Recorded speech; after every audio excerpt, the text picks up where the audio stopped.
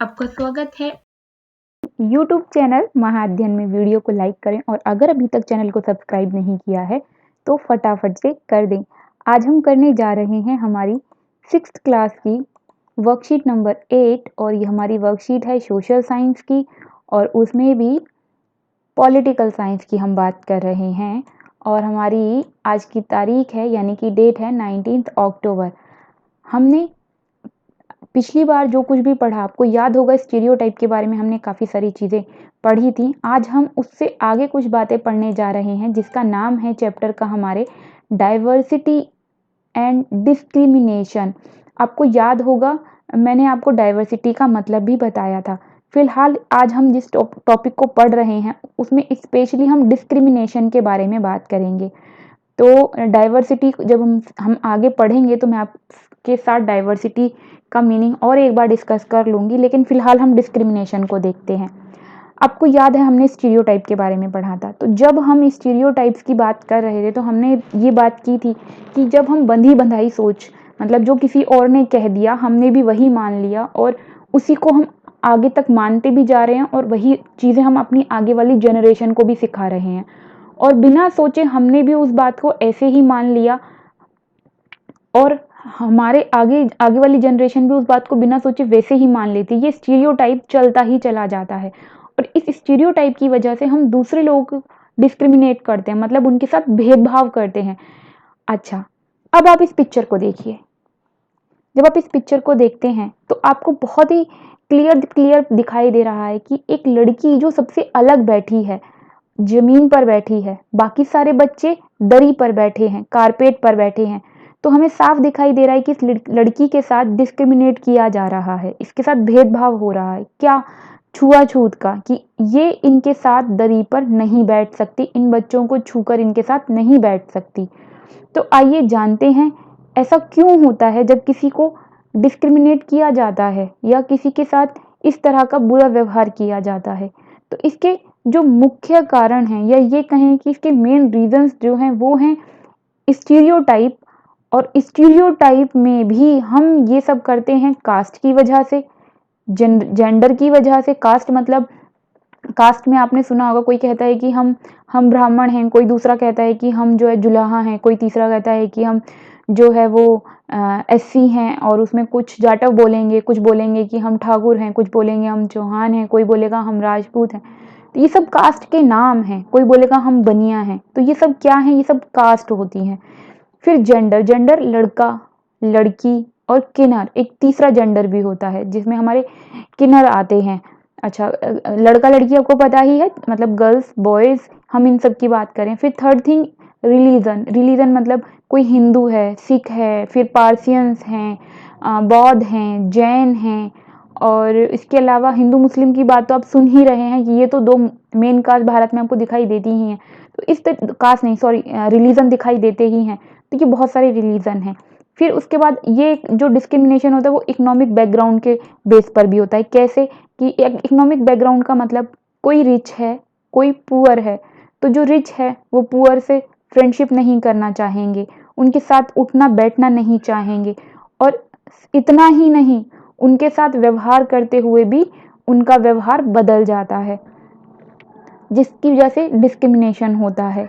फिर लैंग्वेज, जैसे आपने देखा होगा, अगर इंग्लिश बोलने वालों के बीच में कोई हिंदी बोलने वाला हो तो उसे खराब महसूस हो सकता है, क्योंकि उसके रहते हुए अगर वो दूसरी लैंग्वेज में बात करेंगे तो इसका मतलब वो उसको इंसल्ट फील करा रहे हैं कि हमारी बात इसे समझ ना आए। तो अगर किसी व्यक्ति को ऐसा लगेगा कि ये मुझसे कुछ छुपा रहे हैं, वो भी मेरे सामने ही ऐसा करके, तो ये डिस्क्रिमिनेशन है जो हम जाने अनजाने में किसी के साथ कर रहे हैं। या हमें हिंदी आती है और हमारे बीच में कोई उड़िया, बिहारी, मलयालम ऐसी कोई दूसरी भाषा बोले और हम उसके साथ हँसें उसके ऊपर, उसकी बात जब हमें समझ ना आए तो, बजाय इसके कि हम उसकी उस वक़्त मदद करें, तो हम उसके साथ क्या करते हैं, उस वक़्त हम उसके साथ डिस्क्रिमिनेट करते हैं, उसका मज़ाक उड़ाते हैं या उसको हेल्प नहीं करते हैं। तो उसके बाद एक नेक्स्ट है ऑक्यूपेशन। जैसे इसमें आपको पता है अलग-अलग लोग अलग-अलग वर्क करते हैं, जॉब अलग-अलग होती हैं सबकी। जैसे कोई एमएनसी में, मल्टीनेशनल कंपनी में काम करता है, तो कोई टीचिंग में है, कोई लॉयर है, इसके अलावा कोई डॉक्टर है, कोई हम देखते हैं स्वीपर भी होते हैं। स्वीपर आपने देखा होगा ज़्यादातर ये डिस्क्रिमिनेशन ऑक्यूपेशन के बिहाफ पर जब होता है तो उसमें सबसे ज़्यादा जो सर्वाइव करते हैं वो ये लोग करते हैं जो स्वीपर में जो स्वीपर होते हैं और जो दूसरे इस तरीके के काम करते हैं। जैसे मान के चलिए जो आपको पता है हमारी सीवर लाइन होती है जिन्हें साफ़ करना होता है और ये सफाई कर्मचारी ही उन्हें साफ़ करते हैं। तो उनके साथ लोग भेदभाव करते हैं, सिर्फ़ इस वजह से कि उनको लगता है गंदा काम करते हैं। दरअसल बात ये है कि उनके साथ भेदभाव नहीं बल्कि उनका सम्मान करना चाहिए कि जिस काम को हम करने के बारे में सोच नहीं सकते, हम लोग खुशहाल रह सकें, स्वस्थ रह सकें, हेल्दी-वेल्दी रहें, हमारे पास हम बीमारियाँ ना आएँ। ये तभी होता है जब सफाई होती है और सफाई किन लोगों की वजह से होती है? उन्हीं लोगों की वजह से होती है जिनके साथ हम भेदभाव कर रहे हैं, यानी डिस्क्रिमिनेट कर रहे हैं, जो नहीं किया जाना चाहिए। तो अक्सर ऐसा होता है कि हमें पता ही नहीं होता कि हम सामने वाले को डिस्क्रिमिनेट कर रहे हैं बिकॉज़ ऑफ स्टीरियोटाइप एंड हमारी जो और बहुत सारा थिंकिंग प्रोसेस है उसकी वजह से। तो लेट्स सी कि ऐसी कौन-कौन सी चीज़ें हैं जो अक्सर हम करते हैं और हमें पता ही नहीं कि अनजाने में हम डिस्क्रिमिनेट कर रहे हैं। तो आओ जानते हैं इसी पैरे से कुछ खास बातें। देखिए, वो चीज़ें अगर देखो यहाँ लिखा है ना,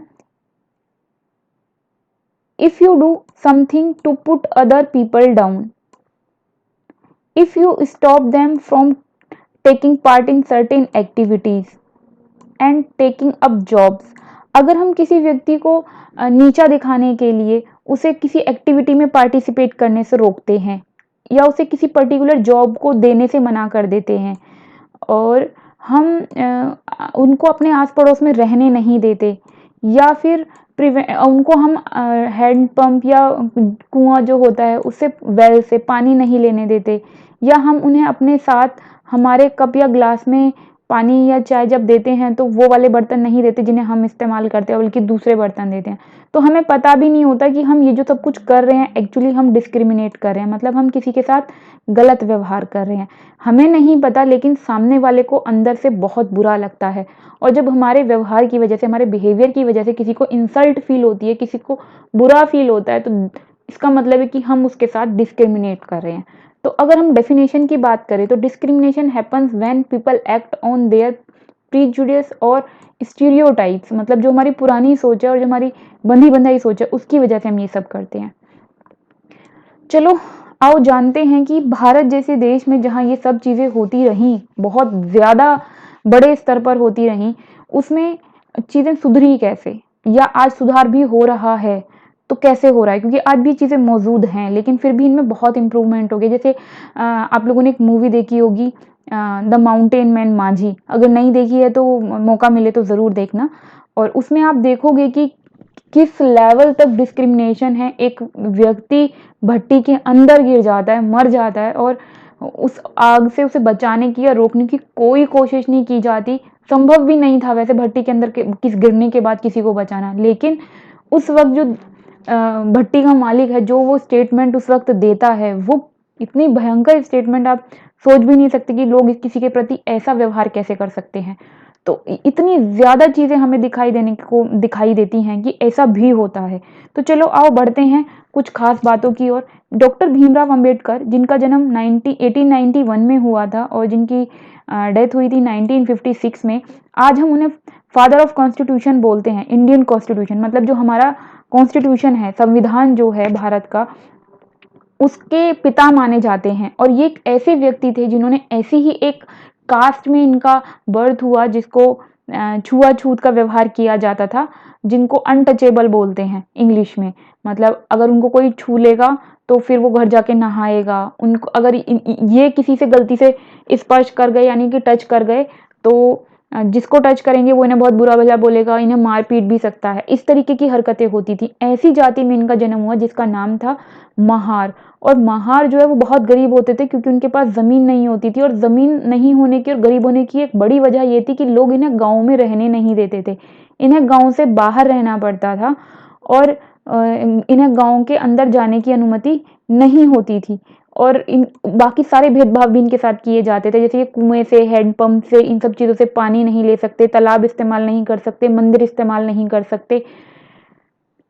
तो डॉक्टर भीमराव अंबेडकर ने ये तय किया कि वो इस डिस्क्रिमिनेशन के खिलाफ स्ट्रगल करेंगे और इक्वालिटी को हासिल करेंगे, मतलब समानता को हासिल करेंगे। और मैं आपको बता दूं, डॉक्टर भीमराव अंबेडकर ने ये सब किया भी। अब बात उठती है कि सब हो कैसे पाया? Because of education, because of hard work. उन्होंने इतना हार्ड वर्क किया, उन्होंने इतनी एजुकेशन गेन की कि एट द एंड न सिर्फ उनके आसपास के लोगों ने उन माना कि वो जो चाहते थे वो कर पाए, बल्कि उन्होंने भारत का संविधान यानी कॉन्स्टिट्यूशन बनाने में अपनी इतनी बड़ी भूमिका निभाई, इतना महत्वपूर्ण या इम्पोर्टेंट रोल प्ले किया कि आज हम उन्हें कॉन्स्टिट्यूशन का, इंडियन कॉन्स्टिट्यूशन का फादर कहकर बुलाते हैं। तो ये डॉक्टर भीमराव अंबेडकर के स्ट्रगल की कहानी है, जिन्होंने सबको राइट दिलाए इक्वालिटी के। तो चलो देखते हैं आज हमने क्या सीखा। हाँ, सबसे पहले हमें बताना है रीजन फॉर डिस्क्रिमिनेशन। और अभी अभी हमने पढ़ा caste, religion, gender, economic background, language, occupations, ये सब चीज़ें हैं जो डिस्क्रिमिनेशन का कारण बन जाती हैं। फिर who known as the father of Indian constitution, तो अभी अभी हमने बात की डॉक्टर भीमराव अंबेडकर।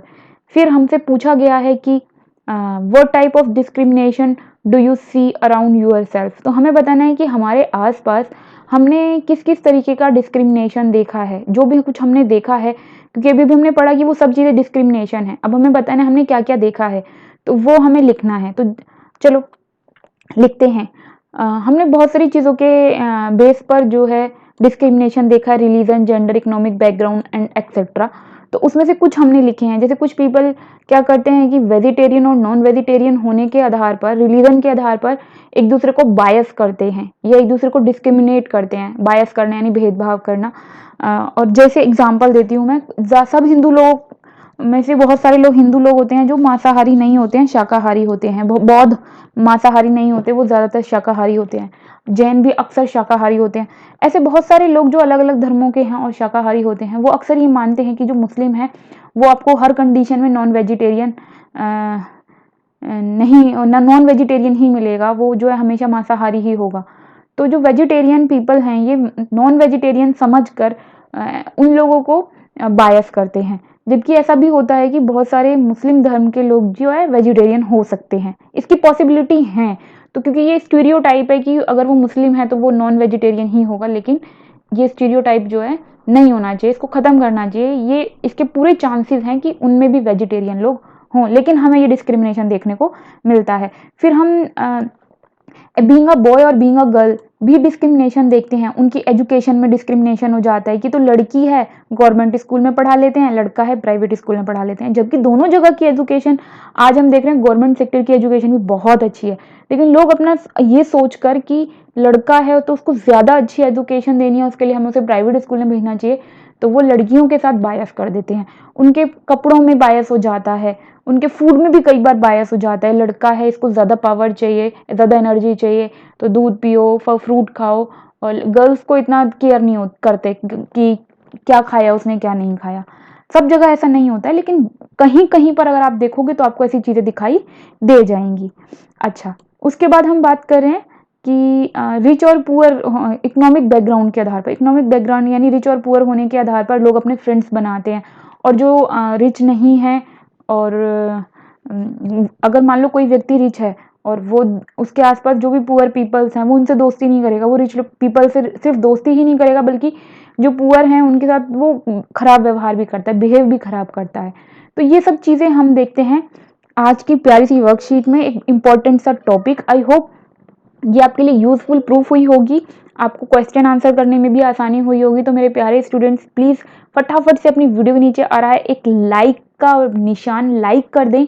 और अगर आपने अभी तक चैनल को सब्सक्राइब नहीं किया है तो चैनल को सब्सक्राइब करना बिल्कुल ना भूलें। वीडियो के नीचे एक रेड कलर का बटन है जिस पर लिखा है सब्सक्राइब, उसको सब्सक्राइब करते ही उसका कलर चेंज हो जाएगा, मतलब चैनल सब्सक्राइब हो गया। चैनल को सिर्फ एक बार ही सब्सक्राइब करना होता है, और बेल आइकन को दबाने से हम जब भी वीडियो इस पर डालेंगे आपके पास यूट्यूब नोटिफिकेशन में उसकी खबर आ जाएगी और अपना होमवर्क कर पाएंगे।